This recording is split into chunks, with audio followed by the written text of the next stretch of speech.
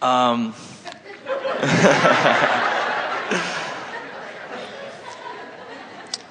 for a couple of years, I've been told by a lot of my coworkers that I have a tough preset, that I always look like I'm angry or always look like I'm just upset.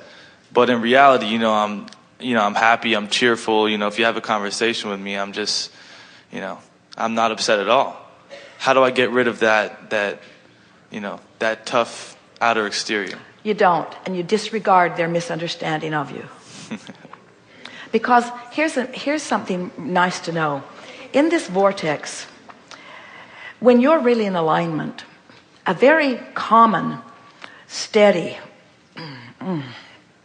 perfect emotional stance in the vortex is one of interest. One of interest. Not bouncing off the wall enthusiasm, not laughing your head off over something forever. Interest, being interested in something. That's the most consistent, powerful emotional state of being inside the vortex. Interest and intrigue and well-being. A lot of people are evaluating where you or anyone else is by their outward demeanor. And while often the way you feel does emanate through the behavior that you're offering, if someone is really on the wavelength with you, they would know. In other words, only those in the vortex with you really having an interesting, in-depth conversation. When you are really in vibrational harmony with another person, you don't even need words to have glorious conversations. In other words, there's just a sort of understanding or knowing. So if you're sitting at a dinner table with someone and you're communicating on those deep levels, feeling satisfaction beyond physical word description, and somebody else is watching the two of you across the room, they'll say, they're having a fight. Look at them. They're not even talking to each other. But little do they know, you see. So we have long been advocates of leaving the peanut gallery out of how you feel about you, because they don't know. And I'll tell you something else. The majority of people who are evaluating you and thinking that you're coming up short are only doing so because they're not in the vortex. They're looking to you to fill some void for them.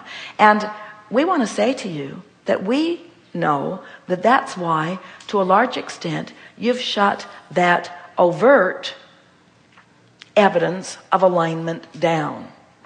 Because it gets tiring being the one that others see who carries everything. In other words, if you're the life of the party, they want you at all the parties. And they want you to be the life of the party. I want to ask you about the vantage points in the physical part of our life experience. And several different things about that. One is... You're talking about perspective, vantage points, your point of view? Yeah. Well, our perception of our physical existence, our self, is it, well, a couple things. One, do we, when we croak, and we come back, does it always to Earth? I mean, there's an entire universe out there. Are all vantage points here, or is it all over the universe, different perspectives, different experiences physically? Such a big question, such a good question. When you are here launching your rockets of desire and putting them into a vortex, you're putting them into a vortex that is calling you back to the vortex. And since this is where you are, this is the vortex that is calling you. Did you hear that? Now, that's not to say that you're not expansive, and it's also not to say that the larger part of you, that the source that is at the source that is at the source that is at the source of you, doesn't have access to all that is. But this is the arena in which you have been expanding and becoming. And because you keep being called back to that which you have become, then the answer is yes. Now, we're going to say something really big and important here because of the bigness and the perfection of your question. This earth, that sometimes you seem pretty flippant about leaving as you get out into the big galaxy of the big universe. This earth is as leading edge as it gets. And so the perfect answer to your question is, you, genius creator, are always called to your leading edge. And that's here. Now, a lot of people, they don't want this polluted planet to be the leading edge, but they don't get it. They don't understand the evolution of it. They don't understand the thought that brought it together and the physics that brought the matter together. This is an incredible creation that is in its infancy stages. And so your creative desire is to be here in this environment, and the best way for you to get it, and you got it when we said it the first time, so we really don't need to go back and say it again, but we will. Since your vortex is in this arena, it's calling you to this arena.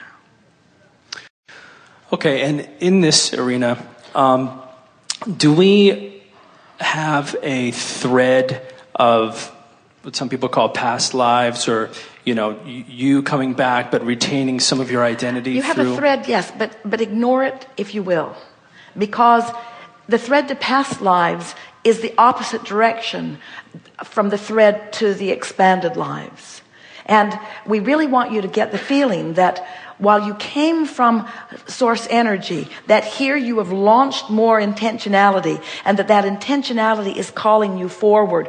And it's only in the moving forward toward that which you have become that you will receive satisfaction. And of course, Jerry and Esther have an artist friend, magnificent painter, best they've ever seen with their own human eyes. And Esther said, while beholding a magnificent painting, "Doris, how long did it take you to paint this?" And she said, 73 years. And of course what she meant was, everything that I am is embodied in this most recent work. And so everything that you've ever been is embodied in this vortex that is now calling you. But the vortex that is calling you is where it's at, not trying to retrace the steps. Retracing the steps, people do that all the time. It holds you back a great deal. You want to explain why you're where you are. Well, I'm where I am because my mother didn't understand me, and no one in my family had any money, and I didn't inherit anything, and then I went to school and it was really hard, and I didn't really apply myself because I didn't want to. And most people that are reaching into past anything are doing it in a justifying attitude that is not helping. So we would rather that you say, I am what I am, and I am really what I am, and my undivided attention is in this arena between what I'm letting myself be right now and who I really am. This is my work zone.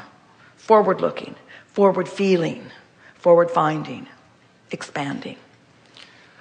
Nothing feels good. Nothing compares in any way to the feeling of having expanded and letting it come home. Nothing compares to the clicking into place again and again with your expanded beingness. And when you look back, it always drags you down. Always, every time. Oh, you can look back for insight. Jerry's writing his life story, his memoirs. People are asking him to do it. And it annoys Esther because most of it she wasn't in. And so it just seems like a complete waste of life to her that it took him so long to get to her. And all that he's lived is the reason that he is who he now is. And so it is interesting. Just don't get carried away with it. Let it be a small footnote, and let the power of what you express be about who you now are and how you now feel and what you now want and where you're now going.